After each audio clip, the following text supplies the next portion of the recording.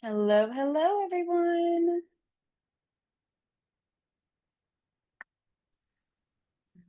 Just admitting everyone. Hello. Hi, Kristina. How are you, Andrea?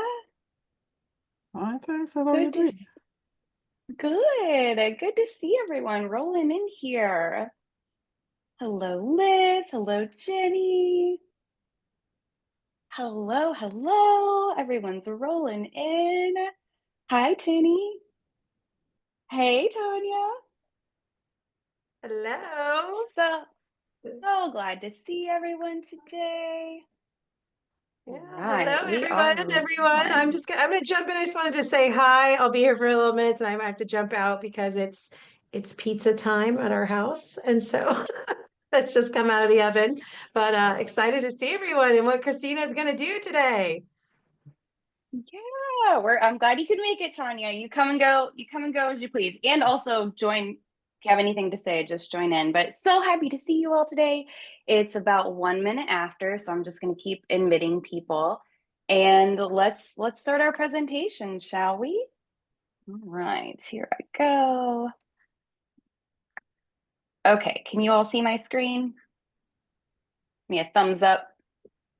Awesome. As you guys are popping in, get in the chat, tell everyone where in the world you're located. I'm over here in the US, I'm in Kentucky, and I know we have people from all over, so super excited for you all to connect and see where you are. Yeah, no worry, Liz. No worries. We're super glad you get to make it for some of it. Okay, so for those of you who don't know me, my name is Kristina Hellmann. Welcome to Modern Business Mastery's Marketing Lab. I'm going to be guiding you through today's session. We're going to focus on 2025 trends in marketing. And this event is hosted by Modern Business Mastery. So Tanya is the founder. She is here with us today. It's a community dedicated to helping solopreneurs and small business owners, just like you all, design thriving, intentional businesses that align with the lives that you want to lead. So we're very intentional about what we do here, and it's our job to kind of fill your cup so that you can go out into the world and fill the cups of your clients and prospects and everyone you meet, right? Okay, so as a resident council member with Modern Business Mastery, I work alongside an incredible team. There are several of us. We're different experts in different areas, and we provide hands-on support and insights into different areas. So I deal with marketing and data-driven strategies. Tanya often refers to me as the data person, and I am. I will take that. I will take that title. Rose helps out with our personal branding. Kelly's our copywriter, and you'll be able to meet all of us throughout the year at our different sessions. So whether you work with me directly or through Modern Business Mastery, I'm just excited to be here today to help support you guys and guide you on the path of your business. Just a little bit more about Modern Business Mastery and how it can help you for those of you who aren't familiar with it. Modern Business Mastery is all about creating life first businesses.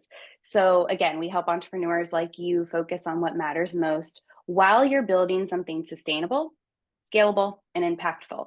So we have programs like the Mastery Network and M360, which basically they're different levels of support and they combine systems, strategy, and hands-on support to help you grow intentional businesses and to create realistic goals. So if you have any questions about any of that, let me know. Feel free to pop it in the chat. Here's different ways you can learn about us. You can join our newsletter, you can get a free strategy building session, connect on LinkedIn, or download a game plan toolkit. And I have links right here too, just in case QR codes don't work for everybody. So those are in the chat in case you guys want to grab those. All right. Okay, now let me introduce myself properly. I'm Kristina. I work with small businesses and nonprofits that have amazing missions, but struggle to make their marketing work. So I help them figure out next steps, get organized, and create simple data-driven strategies that actually support their goals so that you can reach the next level with your marketing. letting people in. Sorry, I might be pausing to let people in. Here at Modern Business Mastery as a resident council member, I bring that same passion to the table. So I help you kind of in the same way in our community. And again, my focus is helping entrepreneurs simplify their marketing and use data to drive real results. So if you want to connect beyond this event, you can find me on LinkedIn, email me. I'll drop some links in the chat here. You can use a QR code if you're on your phone today. So there's all that. Okay, everybody good so far? Give me a thumbs up okay, snaps. Yep, Tanya's got the snaps. Okay, awesome. Let's get into the content, shall we? Oh yeah, go ahead, Tanya. Yeah, so I'm going to jump out in a moment. So the one thing I want to say, because I know Kristina won't say it herself, she's all those things and wonderful things that she just explained. She knows strategy incredibly. You're in wonderful hands, but I will tell you, there's a lot of marketers out there that are using marketing statistics, and it's not the same. And so what you're going to get here is not just a bunch of just generic marketing stuff. She's going to keep you in the know of what's happening this year for 2025, because there are big shifts and changes for those of us who are focused on integrity-filled type of marketing. But the other thing that she's going to bring to it is real business metrics. She's good at the numbers, and there's a reason why that matters, because when we're first starting out, we can let go of some of that stuff, and we need to, because we're just getting into it, getting used to it. But as we start to move in and we really start to wear that CEO hat, knowing which numbers matter and not listening to all the voices and really looking at what it streams down to, that is where Kristina is going to shine. And this is going to be way more than just like, here's some generic marketing. So I'm going to toot that horn for her, because she is one of the voices to really listen to, that she's going to give something strong and powerful than just generic practices. So I'm really excited for you all to learn that today and be here with that today. So without further ado, I'm saying, get your thinking hats on, grab some water, because I know she's thorough. All right. So get ready for that. She's a thorough one. But this is going to be some real details. This is not your generic try posting. Okay, so you're in for a treat, and I'm very excited that you're all here. So enjoy, and I will be quiet now. Thank you, Tanya. Yeah, so our format today is I'm going to basically provide a landscape for you all of what's going on with trends, and then how it applies to you, or how you might want to apply it to your business.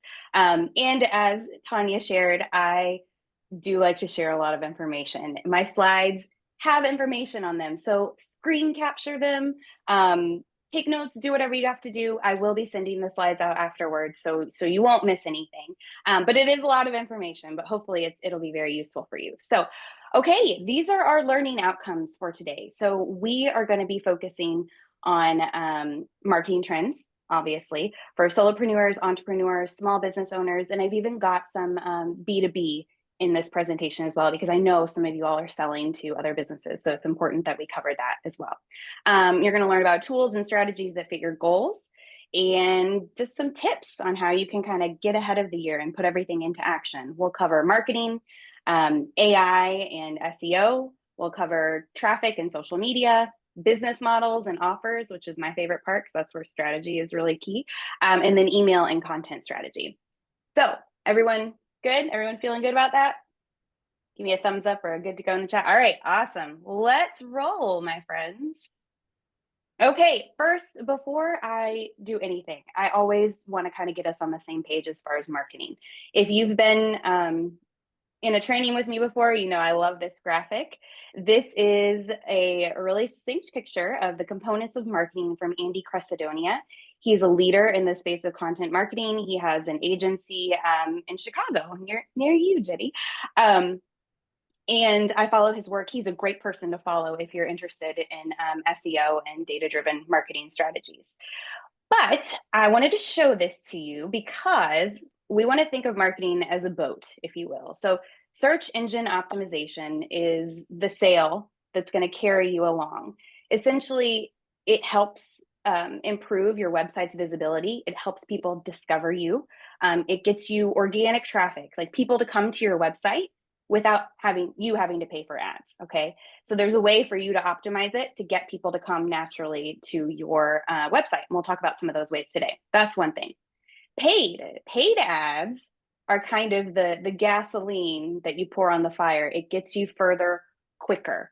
The good thing about them is it helps you get super targeted in messaging that you get to send to audiences. You get measurable results, so you can decide it's working or no, it's not working. And it's a good way to grow your business. Everyone has a different philosophy on this. All marketers do. My philosophy is you shouldn't really use paid until you have your marketing foundation created.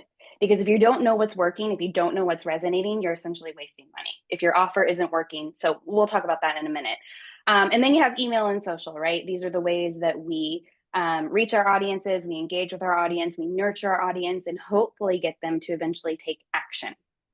You'll notice that branding, this is my favorite part, is the water that the boat floats on, and it goes first, right? So I like to refer to this as your marketing foundation. So it's your messaging, it's your visuals, it's your offer, it's your unique, your USP, your unique selling proposition.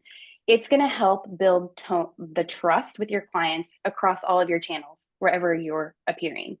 So as entrepreneurs, right, we may not have our marketing figured out or our foundation figured out before we start our business. We just need to make money sometimes, right? And that's totally okay. At some point, though, if you want to reach the next level, if you want to grow and you want to scale, you got to get your marketing foundation set before you start really diving into a lot of time and money and effort into your marketing strategies. The foundation is key because it's the key to sustainable growth and the peace of mind. So without it, everything feels chaotic and overwhelming, and you're trying to do all the things, run the business, do the marketing, make the money, do the sales, right? But if you have the foundation set, you have the systems in place, which Tanya is really good about helping you figure those out. You're able to serve your clients, live your mission, and really grow your business that aligns with your values. So I just kind of want to put that out there. Take the time to build your foundation for your businesses. And if you need help doing that, let me know. That is basically what I help people do. I have a messaging guide that kind of helps lay that out. So if you need that, email me or connect with me on LinkedIn, let me know and I'll send that to you. Okay? Everybody good? We're on the same page? All right, fantastic. Okay, next thing, I always do a mindset moment. Just want to get in the mindset here. I want you all to take a deep breath and remember and tap into why you created your business in the first place. How did you want to make people feel? How did you want to affect change in the world? What's your big mission? What are you trying to do? And I want you to take that with you as you listen to all of these things I'm telling you today, because we can talk about all the trends in the world, all the TikToks going down, but not really, like all of the things. But if it doesn't work for you and your audience, it doesn't even make sense for you to be in those spaces. It has to feel good for you, sustainable for you, and it has to work for your audience. Your audience has to be there. Okay? All right, and the last piece, marketing is a form of contribution. Never forget that. When marketing feels hard, when sales feel hard, always remember that you are sharing your story. You're sharing yourself with the world, with other people. You're giving of yourself from your unique genius to contribute your light. You're showing people. You're not necessarily telling them. You're showing people. So keep that in your mind when you feel like marketing is getting hard. Okay, let's dive into the trends. Okay, so let's talk about search and AI, artificial intelligence. So I want to make sure to define the two. We're talking about them together because they're almost intertwined at this point, in my opinion. So AI is a tool to do our work. And when I'm talking about AI in this context, I'm talking about the LLM, so the large language models, the machine learning, things like Claude, ChatGPT, Gemini, what's the new one that just came out, DeepSeek, that I think everyone's worried about at this point. All of the LLMs out there, okay? When I talk about SEO, search engine optimization, that is a strategy that makes our content visible to search engines and helps us attract organic traffic. So at this point, they go together pretty much. We are seeing that SEO is evolving. In the old days, I mean, it's still important, but in the old days, it was really based on keywords. So people go to the internet, they search for things, marketing funnels, and the results come up. You want your content optimized so that you come up in the search results. Okay, that's optimizing your content based on keywords, based on what people are searching for. We still need to do that, but we're also seeing that authority and niche expertise play a really big role in this. This means that it's no longer good enough for you all just to provide information. We have to provide other things too, like your point of view is important. Your brand is important. Information is absolutely everywhere, right? There's no shortage of information. What matters is the tilt that you put on it, and it helps you stand out. So I'm going to talk about ways for you to increase your authority and your niche expertise on the next slide. I'm just providing the landscape right now. Google is still 60%, 66% of all search traffic goes through Google. The rest, Bing is about 11%, and it's been consistently, and some other search engines are the rest, but those are the two big ones we always want to keep in our mind, Google and Bing. Bing is important. It's been consistently around 10% of search traffic. Like my husband will only use Bing. They give you rewards for however many times you search, so that's why he really likes Bing. But it's basically the non-Google universe for AI. ChatGPT is powered by Bing. Apple AI is powered by Bing. Microsoft Copilot is powered by Bing. So it's still important that we are considering Bing when we are dealing with our websites, when we're creating our sitemaps, when we're submitting our sitemaps to the crawlers. You always do Google, right? But you need to make sure to do Bing as well. Search behavior is moving away from Google. We're still doing Google, right? But more and more people are going on Reddit or TikTok to find information about products or services. You see that with this generation, right? They're shopping for products and services on TikTok. They're asking people about things on different forums. When I wanted to find a certain mattress, I go to Reddit because I want real people's stories and opinions on these things, right?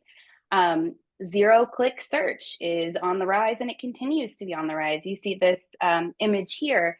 I don't know if you all have this experience when you Google, but you can Google a term and AI basically gives you an overview with the information that you need in most cases right there at the top. You don't even click on it. It's right there. So we're seeing that greatly impact website statistics, but that's okay. It's just what the world is evolving to. And I'm going to share some tips with you all on how to structure your content so that you're more apt to show up in these AI overviews.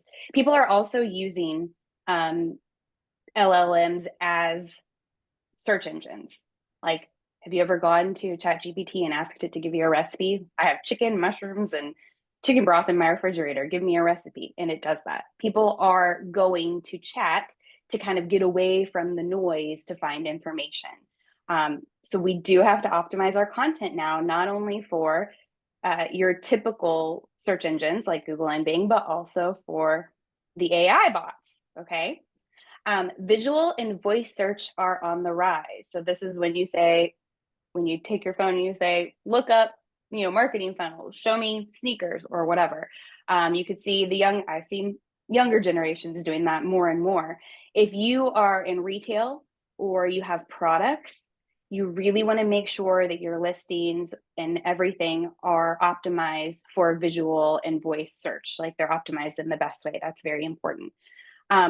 Another big question I had when AI started doing all the things and becoming ubiquitous is it going to hurt my SEO if I use it to write my content? As of right now, and you always got to check back because this changes, the answer is no. So SEMrush did a study recently where they looked at a sample of 20,000 URLs, and those that ranked in the top 20, the AI content performed almost as well as human written content. So I would say use AI. It's a tool, right? Like it can make our writing better, but don't ever lose that human touch. Okay. So what does this even mean? How can you leverage AI and SEO in your business this year? build your personal authority. So you're going to see a key theme in 2025 is to build your brand, your reputation. You need people to understand what you stand for. You'll see this image right here. If you are comfortable with having public facing reviews, claim your Google business. If you can get more than 5 reviews, you will go up in the search results. I used to never, when I put in Reditus Marketing, I was not the first one that came up. Now I am. I have 10 5-stars reviews. It impacts your search traffic. So make sure you, if that is something you feel comfortable doing, having your reviews public facing, because you do have to respond to them and you do have to manage them. It's just another channel for you to be on. Claim that, do that. If you're doing B2B, make sure you're on Trustpilot or any of the listing sites that they have that verify that businesses are good. Make sure you're claiming all of those things. Create a Reddit account. Get out there. Make sure people can find you on Reddit. Get involved in the Reddit conversations. Make sure you're leading with you. Create case studies on how you have helped people. Create industry studies. I know we have a lot of organizational trainers and coaches in our group today. If you have work that you've done and you can show learning outcomes for an industry, create a report and share that. That really increases your authority. People will look to you. They might quote your studies. That's a way for you to be able to do that. Look at PR. For a while, people were kind of ignoring PR and just going all digital, but PR is still alive and well. When I say PR, I'm talking about public relations, and that can be working with influencers, but it still can mean you could go on morning shows, you could go on TV shows, you could be a podcast guest, you could be a guest blogger, you could get articles on other news websites. All of those things can create backlinks to your website. So if they have a good website and it ranks high and they're linking to your website, it makes your website look better. That's called a backlink. And those are things that are important for SEO. So the more PR you have, the more backlinks you have. That's important. And continue to just invest in search. So these tried and true traffic tactics that I'm going to talk about, which are your schema markup, it's your on-page SEO, it's all of these things. So this is the most technical part of the program today, ladies and gentlemen. So if you all have questions, let me know about this. But this is a SERP. This is a search engine result page. On the back end of your website, when you have each page of your website, it's going to have these things: a title tag, a URL. It's going to have a meta description. You get to key those in and decide what they are. This should be based on an SEO strategy of your keywords that you think people are going to use to find you on the internet. All of these things, the title tag, the URL, all of these things have a certain formula. They have a certain character limit that you have to comply with in order to be better seen. So you want to make sure that those are all structured appropriately. Schema markup, you'll see when you search things, are these little like add-ons that come under the search results. There's like 35 different, I think it's, 35 different schema markups you have. It can be reviews. It can be like a local map pack that shows up. It can have all of these different parts of your website. Like this is a schema pack right here. It depends on your website platform, whether this just happens, or you can have your developer hard coded in. It basically just tells the search engines, it structures the data in a certain way for search engines. So if you're working with someone on your website, make sure they have schema markup for you. When you are thinking about your keywords and your content, think about what people are going to look up. Make sure you're looking at the long tail keywords, which it wouldn't just be marketing funnel. That's an example of just a keyword. You could say marketing funnel for small business owners. That would be a long tail form of it. So get specific, be conversational. You want to structure your content so that it kind of mimics what people are talking about. Okay. Anyone have any questions? I know this is a lot of technical stuff. Feel free to unmute or pop it in the chat.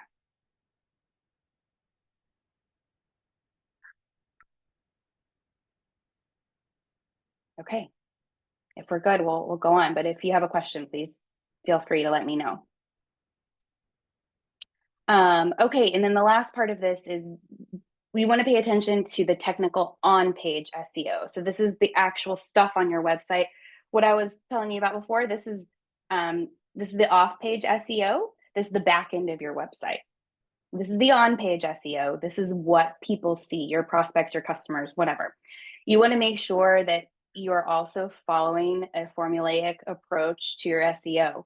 So your headers, you should have one-ish header per page on your website. It needs to be a certain number of characters. Your H2, same thing. These both need to contain keywords. Your images should be compressed. You should be linking to all different pages on your website to show authority and to help the users kind of navigate around. Those are things that if you have an SEO person or a marketing person that's helping you, make sure that they kind of take an audit of your website and look at it from a user perspective. When you are creating content, make sure you're including FAQs and summaries. This is what the AI bots are going to look for. So make sure your content has summaries and FAQs on all your sales pages. You need to make sure you have FAQs 100%. Quality content continues to be the most important thing. So Andy Cresidonia, the image I showed you before, he says this all the time, and I'll say it forever. Make sure your content is the best page on the internet about that subject. Make sure you're writing it from an authoritative point of view. You're citing multiple sources. You have video, you have images, all the things to make it the best page on the internet. Note that when you have more backlinks, it increases your brand authority. We kind of already talked about that. And then we talked about the FAQs and the summaries. Okay, so that's where SEO is what you need to do to remain at the top of your game for SEO and AI this year. There's a lot more I could have covered and talked about, but I want to make sure that everything is tangible for everyone. Rose, when we talk about a backlink, that is like if I have a client who is a designer, right? And so she pitches herself so that she can be on sites like Parade or what are some of the Kitchen or other home sites, and they will put her article on their site. So then then at the end of the article, they say, if you want to learn more about Jan, you click here and it links back to her website.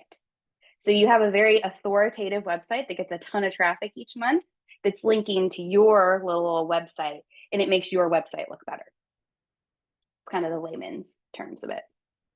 Let me know if you're still unclear on that. Okay, traffic and social media. So there's been a big shift over the past couple of years that going from paid advertising to investing more in content marketing because it's a more cost-effective way to acquire customers. Basically, paid advertising, you have to spend money to attract leads quickly, right? Those leads are often cold leads. They don't know who you are. They don't know your brand. They don't have a very strong interest yet. They might just be tire kickers, right? This usually results in a higher customer acquisition cost, that's CAC on the screen, because you have to pay to convince those cold leads to trust and convert. Content marketing, on the other hand, it focuses on creating relationships. It offers engaging, valuable content like blogs or posts or videos or guides that attract and nurture your audience over time. So think lead magnets and then emails and all of those things. It builds trust and interest organically so that by the time the lead interacts with your brand, they're warm and they're more likely to convert. So this lowers your customer acquisition cost because the trust building process has already happened through your content. We're shifting more towards content marketing. It's been going that way for a long time. Paid ads are still working in Europe and international markets, not so much in the US or in the UK. We've kind of reached a saturation point in the UK and the US. And a note on paid ads, they're pretty expensive and they either work or they don't work for your business or your niche. You really have to test it to figure it out. The exception is retargeting ads. Those always work. So those are when people might have seen you before and you can tell Meta or whatever platform you're using that you know who they are, and you make their ads appear to them again. So those always work. And if you are thinking about doing ads, or you're already doing ads and you want some help, just message me and I'll kind of give you a couple of pointers. Okay. Social media is not good for long form content unless you're looking at YouTube. You don't want to create like a long video or write a huge long post on Instagram or Facebook, because people don't necessarily have the attention spans to consume that on those channels. Now, YouTube, that might be a better place for it, but other sites, other social media sites, not so much. PR is great for SEO and traffic. We've kind of already talked about that. But you have to make sure you have a marketing foundation before you pitch, because here's actually one of Jan's articles on a big website. At the end of it, you want to make sure you have a call to action, something that people can take you up on, like join your email list or buy your product or whatever it is. Okay. And then the last piece is that events always work. Another trend in this year is that people are seeking real life experiences. Some people are kind of done with the online, the virtual. They want to have human to human contact again. So the more you can network locally, the more you can attend events, even if they're online, that's fine. It might be something you want to try it this year. So how can you leverage social media? So first of all, always create content for your audience and how they want to consume it. Okay, so if your audience likes long form blogs, I'm thinking of Nikki Schauder. She runs Permaculture Gardens. Her audience loves the how-to, the deep in-depth articles. You don't need to be on Instagram creating reels if they want the long form blog content. It's good to get discovered, but you need to make sure you understand what you're trying to do on social media. Pinterest is essentially a search engine. If it makes sense for your business, use it. If it doesn't, don't use it. Instagram Reels, people can discover you. And what I'm seeing a lot of people do is use mini chat, that's this image right here, to convert people onto your email list. And that's the biggest thing with social media I want you all to remember is don't build on rented land. Social media is rented land. It can get taken away. Just look at TikTok and all the craziness that's going on there. You want to get people on your email list. That should be your goal with social media. Get them off of the platform and into your world. LinkedIn, and Rose might be able to give us some more tips on this. You can follow her on LinkedIn for tips. But what I'm seeing is you're either trying to build an audience on LinkedIn, or people are having success with outbound DMs on LinkedIn. And we're not talking about the pitch slap like Tanya talks about all the time. There can be a good way to do it. A lot of B2B businesses are doing cold prospecting, and they're using Dripify, which is like a mini chat, to share automated campaigns and automated messages with prospects. If you are on LinkedIn, just focus on sharing good content 2 to 3 times a week and engaging with people. I think that is what moves the needle the most, is what I'm seeing. YouTube, if you aren't doing YouTube this year, think about it and think about whether you have the time to commit to it, and how it might help your business. It's also a search engine. Okay. Long form content performs really well here. What I'm seeing is a little bit different this year is you can see in this image, she's got all of the things filled out. If you're on YouTube, you need to make sure your description is completely optimized. This is a great example of one here. A lot of times you will see in the description, creators have like 5 lead magnets or calls to action. Those are fine. You can continue to do them. But I'm seeing more people create lead magnet specific videos. So if you have a lead magnet, like I have a messaging guide, I could create a video and just promote the messaging guide. And that's it in the video. And it converts because people are looking maybe for that specific thing. You're talking about one specific thing, and it's easy for them to take action on. So think about that. More and more people are watching YouTube on their television. When I work out in the morning, the YouTube is on the television, and I find a workout person on YouTube. Because of that, yes, you need your description optimized like you see on the screen here, but you also might want to use QR codes in your videos so that if people are watching it on a TV, they can just take out their phone and scan the code and get the information they need on their phone. So that's just a little change we're seeing. Another trick I've seen people do is marinate your products and your services in your script and then mention the product link in the description.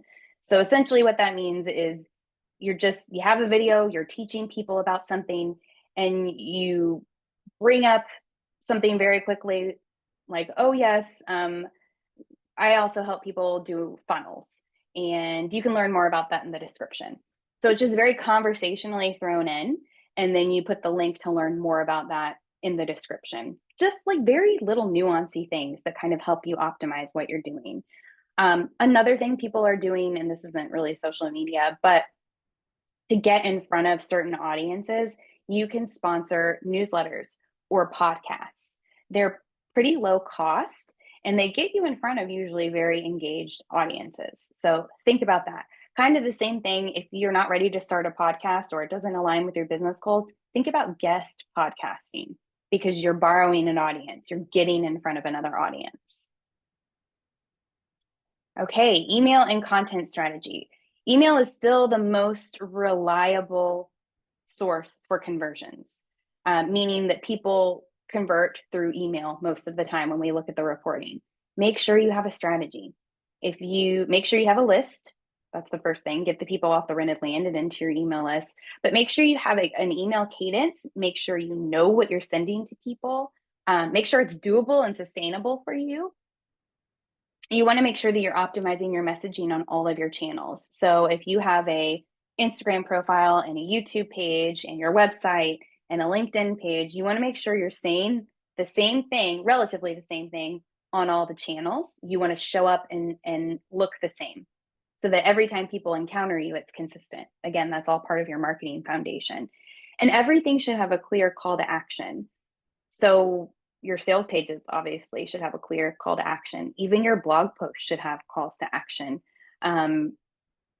Your LinkedIn posts, anything, you can be very strategic about it, but you want to have in mind what you want people to do. And this is just a graph from Neil Patel. He's another really great person to follow for all things online marketing. We're seeing that the pages you should focus on optimizing, which means make better on your website, are usually tools pages, product pages that have your offers, and then your home page. So if you're going to optimize your website after today, I would focus on those pages. Okay, again, to continue on with content strategy, you want to make sure that you're writing content that relates to your business. One of the biggest things that you can do is optimize your existing content before creating new content. A lot of you all have content, whether it's already published and out in the world, or it's on the back of a napkin or in Notion somewhere, you all have content that you've created.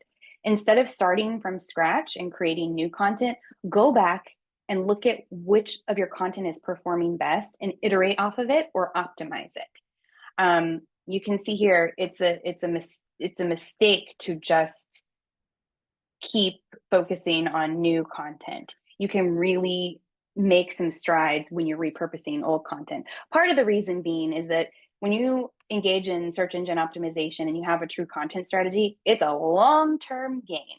You're not going to see results right away from blogging or putting out content regularly. It's going to take a while. But once your content has been on the internet for a while, it's been indexed, people visit it, it gets ranked higher and higher and higher. And again, I'm going to point to Nikki Schauder with Permaculture Gardens.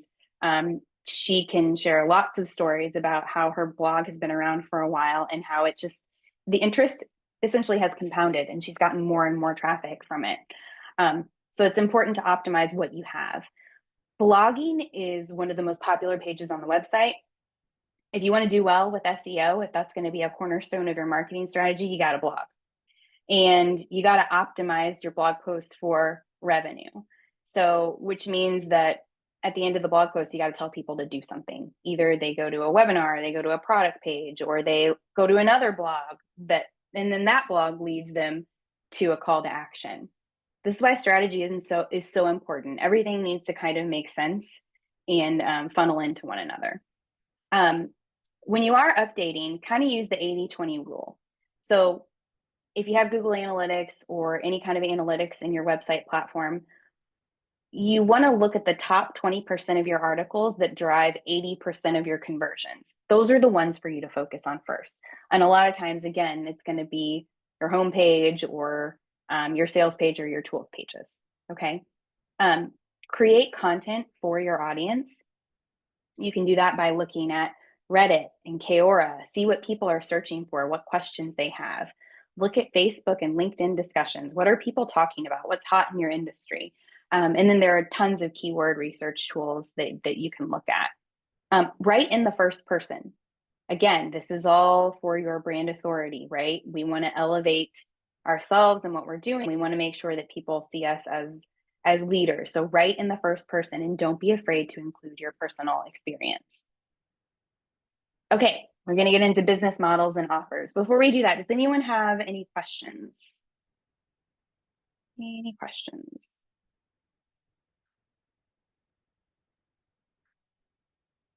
Okay, let's talk business offers. So again, information is everywhere. Oh, why is my hand up? Did not mean to do that. Sorry, guys. Information is everywhere. Because of that, I'm going to encourage you all to double down on your niche. And I know this makes people feel weird sometimes because we don't want to be put in a box. We don't want to exclude everyone, right? But finding your niche doesn't mean putting yourself in a box. It's really about focusing your energy on where you can create the most impact. So I want you to hear that. You have to focus on where you can create the most impact for people. And niching down can be to a certain group of people, yes. And like busy moms or working parents or students or whatever it is. Or, and this is an important or, it can be solving a specific problem. So like helping small businesses manage their cash flow or helping organizations save money on by retaining their employees instead of churning everyone. Okay, so niching doesn't have to be to a certain group of audience. It can be niching down to solve a certain problem. The key with your content creation and with what you're doing is you have to be clear and specific enough so that your audience feels like you get them. Okay, your audience has to feel like you get them. When you alleviate a specific pain point, your value is through the roof. Like they can't deny how valuable you are, right? I will say in working with my niche, a lot of times our niche tends to be who we were 5 years ago. And that's not true for everyone, but as coaches and sometimes consultants, that can kind of be the case. If you're selling services, just focus on creating your compelling, unique selling proposition. Okay, that'll kind of help you find your niche. You got to have unique systems and point of views because it's going to be what sets you apart. And that's what a lot of people are doing. I have this picture of Neil Patel here. I mentioned him before.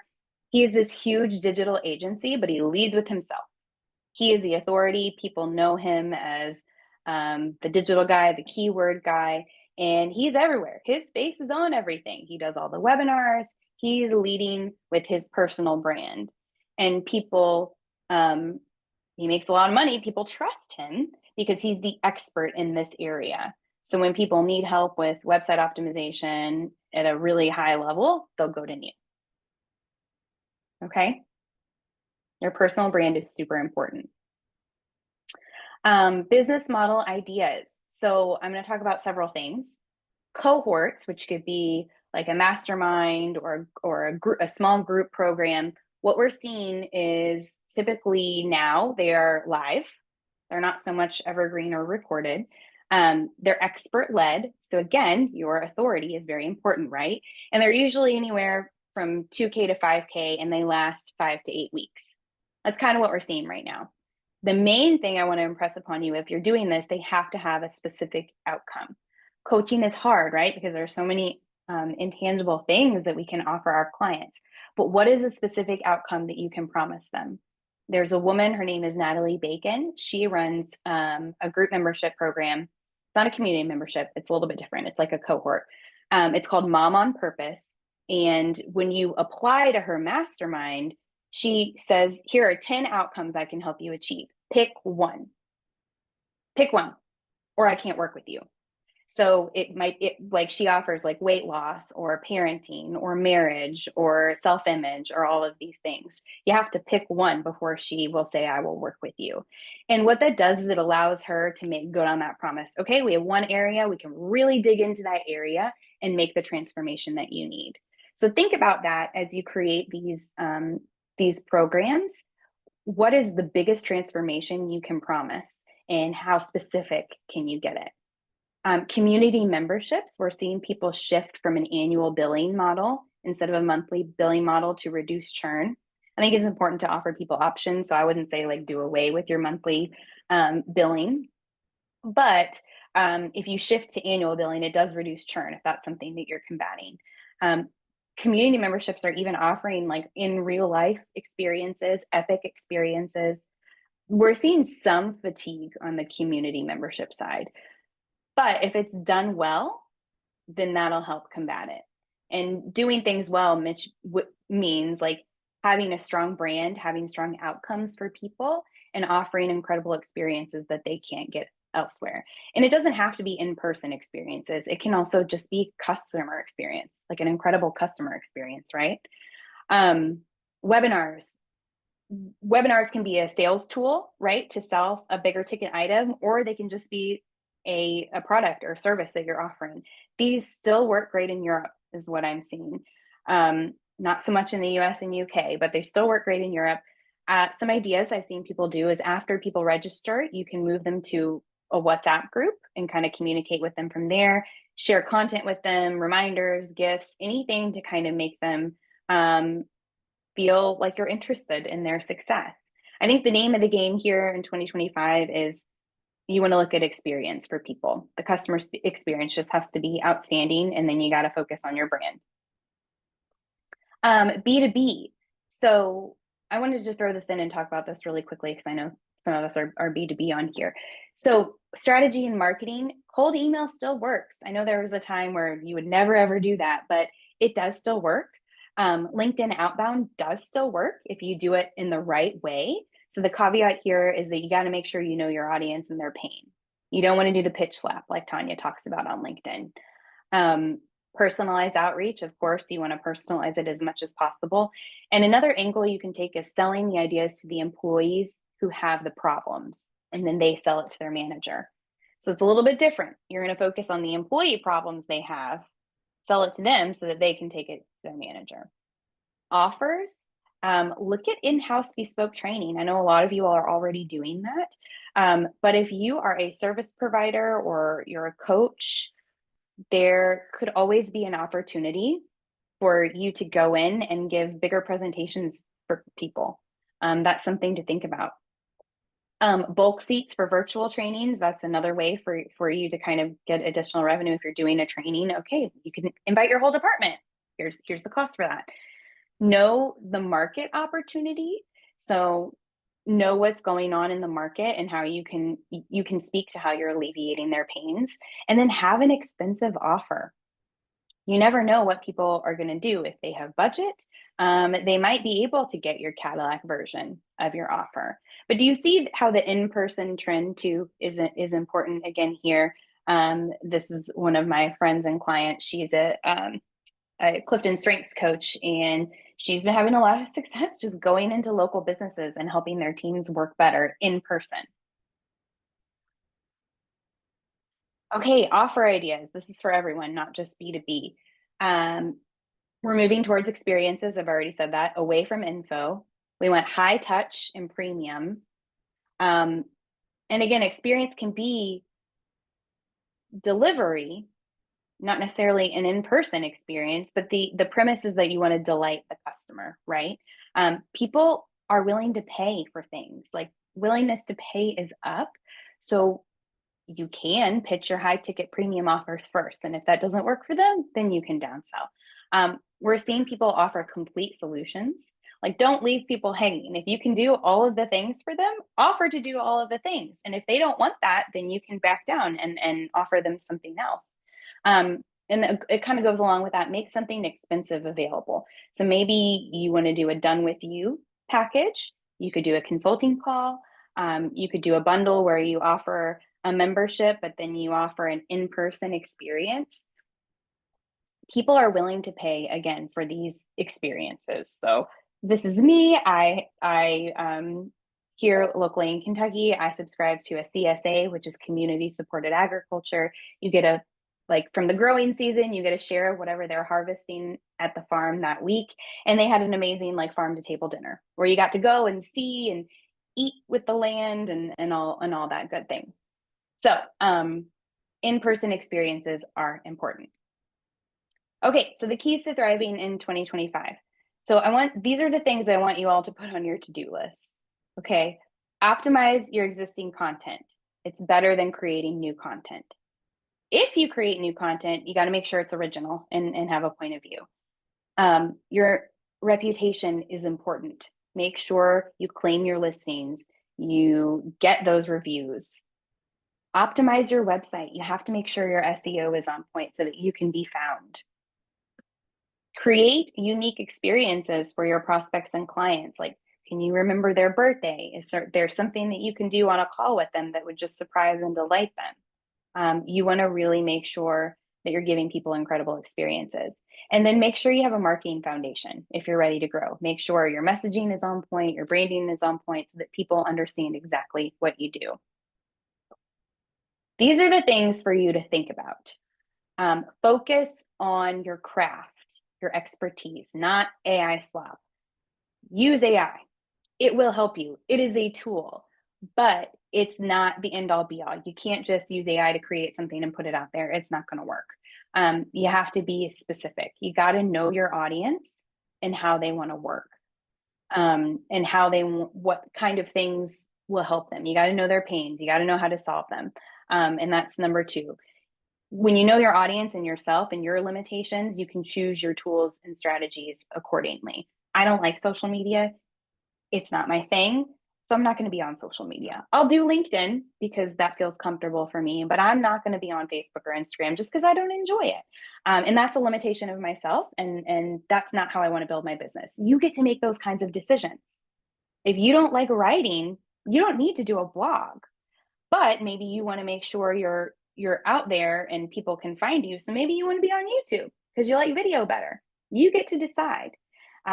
Think about your business goals. What strategies are going to help you get there?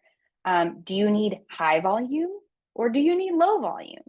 For me, I don't have a group. I don't have a membership. I'm not selling courses. I don't need high volume. I need low volume. So I want to connect with people to see if I can help them. That means I'm not doing a lot of social media marketing. I'm certainly not doing ads. But if you have a group or a membership, you probably you're looking for a higher volume. So because of that, you want to use different marketing strategies. Let's see, know your data and use it to optimize what you're doing and to make decisions. So what's your bounce rate for your website? Like when people get there, are they getting out of Dodge? Are they finding what they need on it, or are they not finding it all and they're just leaving? What are the top pages on your website? How many subscribers do you have on your email list? What's your best performing lead magnet? What's your sales call to conversion customer rate? All of those things are really helpful because they're going to help you see, maybe what kind of issues you're experiencing, and then you can solve for those. It kind of gives you some direction for what you need to solve in your business. And then the final thing is just be consistent. Just be consistent. Show up. Growth is hard. Growth hurts. But the more you show up and skill up, the better you get at things, right? Tanya, did you have a question? No, I was raising my hand. You said for those who have groups, they need different volume. And I said, that's me. Oh, yeah. Oh, yeah. Oh, yeah. Yeah. Well, it helps too, because you can see I don't need to do all the things, right? There's a very certain strategy that I need to take in order to meet my business goals and my revenue goals, and they're all linked together. Yeah. And then I just want to end on this. showed this last year and I love it. Anne Handley is an author. She's the author of Everybody Writes. She's a copywriter, and she always does like the in and the outs of 2025. Jenny, the Oxford comma is if you have like three words like dogs, comma, ponies, comma, and cats. It's the comma before the conjunction, like before the and. And I like it, but some people don't like it. She's just doing that because she's a copywriter and she's funny. But I think I love this graphic because I kind of think it speaks to our group. Most of us are heart-led entrepreneurs. We want to have intentional businesses, and things like what's in a thoughtful beat instead of a hot take, right? We don't need to go fast. Like, let's take a minute to be thoughtful about it. Or a morning journal instead of a morning doom scroll on our phone. If you do that, no shade, but maybe it's handwritten notes over templated messages. You know, it's embracing this slower, maybe more analog way of life. So just thought that was a little fun thing to share with you guys. And then she has a little honorable mention list, which I thought is funny. Like, what's in civil debate, not rage baiting. You know, I like that. But you can scan this QR code if you want to subscribe to her newsletter too. So with that, we have a couple minutes left. Does anyone have any questions? I know I just dumped a ton of information on you all.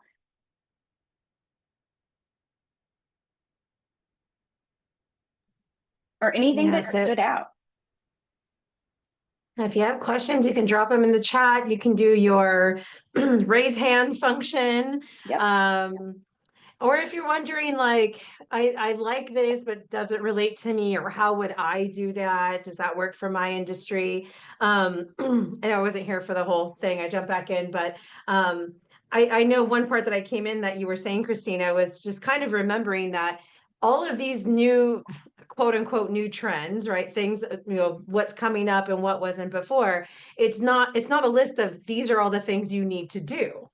Right. It's, you know, I think what Kristina was sharing too is remember that first you figure out your ownership, where you are, where you play, where you want to do it. And then you look at what the trends are in that space. Right. So you are up to date. You're not using old ways. And I think if anyone thinks back to maybe, or actually, let's put it in this frame, if anyone's got a Facebook memory, anytime if you're still around Facebook, of something you shared in goodness knows, you know, 2009, and you're like, oh gosh, those are the things I used to post, right? But that was normal then, right? That was totally like, oh, that's what everyone was saying. What's on your mind? So you would write that little sentence like out to lunch. You would never do that now. Why? Is it a bad thing? No, just the trends have changed. The style has changed. How we show up there changes, right? And so remembering that these things are exactly that. It's just, this is the shift you're seeing. And you can put your foot down and say, you know what, I don't like it. I'm going to do it my own way. And there are people who do well holding on to the old style, or you can just understand what's shifting around you. And so just remember, this isn't a to-do list of like, oh, I got to change everything, but it gives you some insight of where it's going, and you have a decision of what you want. So I'll stop, and I think Andrea has a question. Yeah, thank you, Tana. Yeah, Andrea, what you got? Thank you. So I plan to change my niche because so now I was I'm productivity coach and super learner coach, and I decided to help small business owners to build a resilient and stress-free team. I started to write newsletters last year in November, and my open rate was 35-37%, what is not bad. And when I changed the niche, it dropped to 10% because my audience are not small business owner, or I hope this is the reason. So, what is your advice? Build this audience, or it's better to going back to the other? And as a but if somebody is a small business owner, offer that that package as well. I would say, what do you want to go into? If you want to definitively move to helping small business owners, then do that. You will just have to change your messaging. So it sounds like the people on your list are not the ones you need on your list anymore because you've changed your business. So now your focus needs to be getting the right people on the list. So I would say in order to do that, think about your messaging. So get really clear on your USP, your unique sales proposition, like why are you different? What can you offer? What pain are you solving? And then start to use that in your marketing. You're on LinkedIn, right? Aren't you, Andrea? Yes, I am on LinkedIn. And on LinkedIn, I have this this messaging, I mean, for small business owners. Okay, so keep doing that, but start making offers with that. And what I mean by that is if you have lead magnets, start putting them out there so that you can draw them off the platform and into your email list. I know at one point you were doing webinars. I don't know if you're doing webinars for the small business owners. That could be another way. Not yet. Okay, that could be another way to build that list if you're making offers for them, if you're offering them content. Another thing that I have found really helpful personally, Andrea, is being in Tanya's networking group. Is that because I'm also changing my niche in my networking? Yes, you are. So when you go into the breakout rooms, test some of your new messaging. That's what I've been doing. Like, see if it resonates. Like, start to talk like about small business owners and have the people in the room kind of give you feedback. Like, oh, tell me more. That didn't hit. And then that kind of might help you, in real time, refine your messaging. Does that kind of help? How do you feel about that? Yeah, thank you. Yeah, it's absolutely helpful. Yes. Okay. And I have 2 cents about that as well, because I think this is something that a lot of us come through in our entrepreneur journey, is what Andrea shared, which was essentially she grew a list based on one type of business. And as she shifted her niche, the audience didn't respond as much. And this is why kind of when I first came in and I said, marketing metrics aren't business metrics. She could look at that and go, oh no, I'm doing the wrong content. And but actually it might just be the wrong audience. So, or it is, it seems like. So there's a couple of things that you would want to look at to transition as well. If a lot of our concern is, oh no, I don't want to lose this audience I just built. So you have to decide, first of all, like, are you really, what can you do with them? Is there any crossover? Is there anywhere where that works? If it that's a good doesn't, point. you can make a decision. I'm going to run 2 businesses because I don't want to lose it. Not my recommendation, but some people with the means and bandwidth, that might be a way that they look at it. But to facilitate that transition, Andrea, it may be actually a re-welcome sequence. And what I mean by that is actually something that kind of calls the elephant out in the room, that says, hi, everyone. I'm so glad to have you on your list. You may have noticed some changes. These are some things that we are doing now. And this is what you can expect this newsletter to be about. We'll talk about this. We're going to talk about these people. If you want to stick around and you like that, awesome. You don't need to do anything. If this isn't your cup of tea, I understand. Here's the unsubscribe button. And that way you have kind of a respectful, but also to the point way to go, stay here if you really want to be here. Otherwise, gracefully, you may leave. And this is what we're about now. And so what that can do is then, kind of help you transition that. And someone might go, oh, you know what? Maybe I am kind of interested. But right now they might just be confused. Like, well, it was memory and now it's this. So I think there might just be a kind of a reintroduction of, hey, everyone, this is what's happening, and see how your list reacts to that.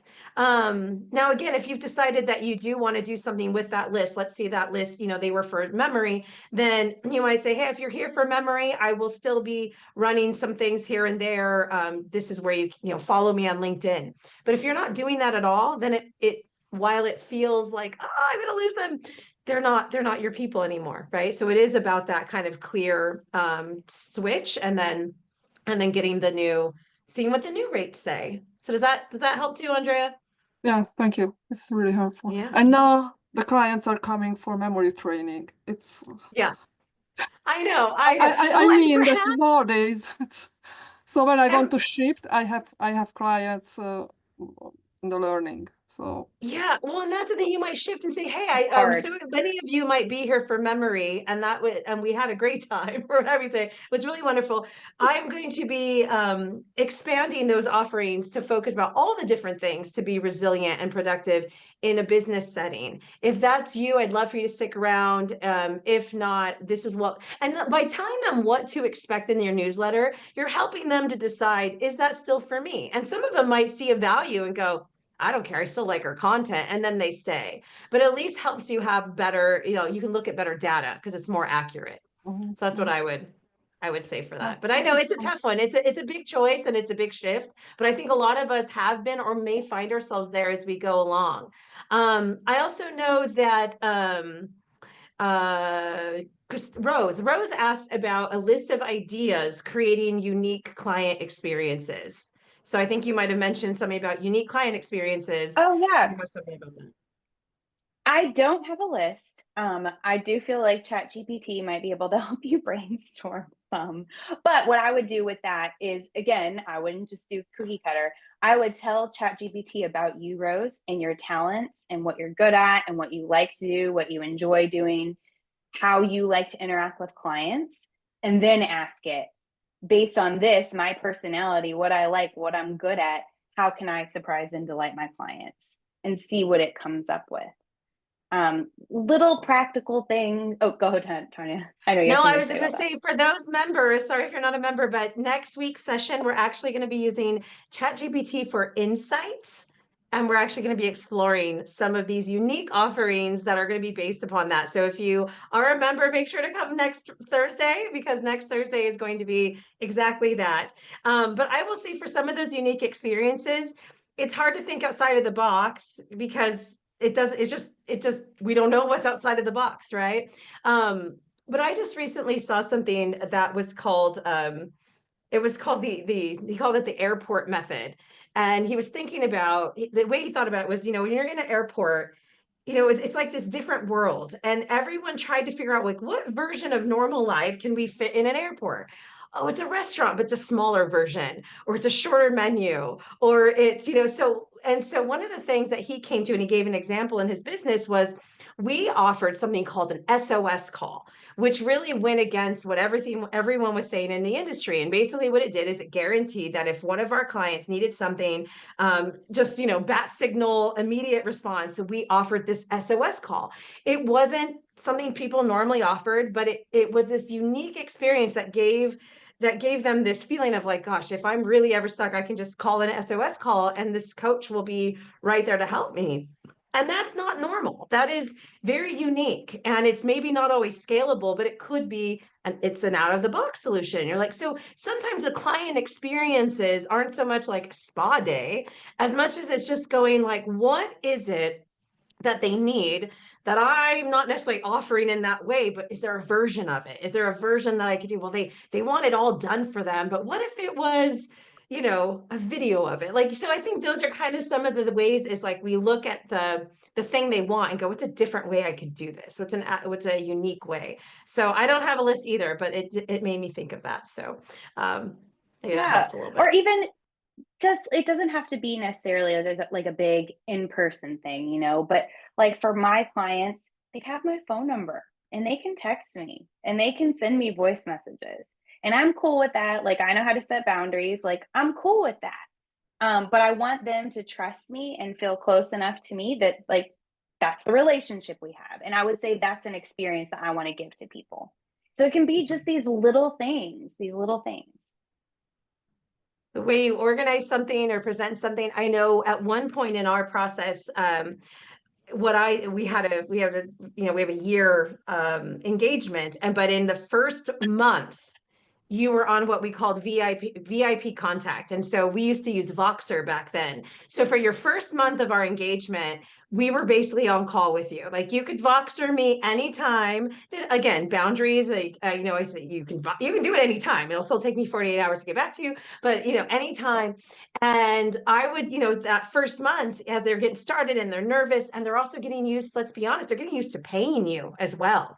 So there's a lot that happens that first month. The sale is not where it ends. The sale is a lot of times where it begins and where it confirms that this was really a good choice, because that's still going in the back of their minds, right? And so sometimes for those of us in a lot of more maybe coach, trainer, facilitator type situations, sometimes it's really that, what can we do in that first initial thing that just blows them away, that lays the groundwork to go, wow, that was amazing. You might have only done a couple of things, but it really lays the groundwork. You know, we send a gift when people join. We send like a little kind of gift packet of goodies and things when they first start.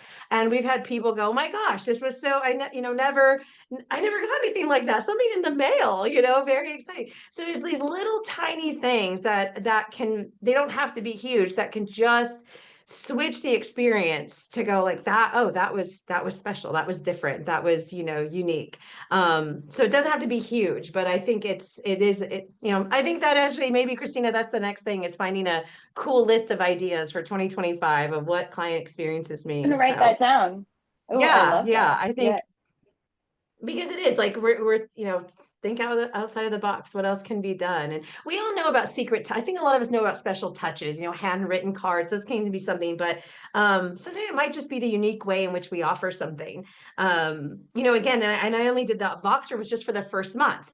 So I would they'd get it all out of their system. They felt supported. And then we kind of went to the more systematic, fill out a form. This is how you submit. But that first month when it was new, they were just like, wow, they felt like they were in a lot of momentum. They had a lot of support.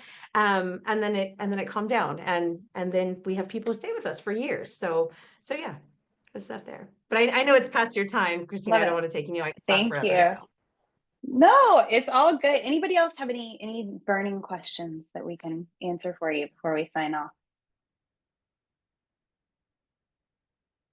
If you have one, feel free to unmute or add it in the chat. In the meantime, the next Marketing Learning Lab, if you're interested, is on the 26th, and we're going to be talking about funnels, and math, which is all good stuff. So you can use the link to sign up here. Funnels and math, yes. Yes, awesome. Use that link to sign up. We'll be sharing it on LinkedIn as well. But definitely you can already secure it now. And what I will say, if you don't have a question, you don't have something, you were here, you've spent the whole hour and 11 minutes here. Do yourself a favor. And I'm actually going to encourage you to make it real by putting in the chat before we go. What was your biggest takeaway or action from today's session? Let's help you show your brain what this hour was worth. So what is the either biggest takeaway, maybe that aha, or like, this is the action. The one thing I know I'm doing right now is this one thing. So I'm gonna see. I know Jenny's been really in the session here. She's asking about the link. I want to see Change, get in there. I'm gonna pick on you because you're there. Arti, what do we got? Shivangi, I think it's your AI notes, but if you're in there, Rose, your biggest takeaway. Malini, your takeaway. Rose has got little things that count. Marketing nerds rejoice. Yes. The link to sign up was that QR code, but it'll be the same link that you signed up for this. Yeah. Okay, she dropped it in here. So Jenny's takeaway was specific steps for optimizing, and I think that is really important. I learned what a backlink was. Yes, action item would be to do a workshop. Love it, Arti. I think we got one in the works too. I got your email. In-person PR, super informative, insightful. Thank you. Arti, you would be so good at that. Yeah, optimizing that existing content for sure. Love it.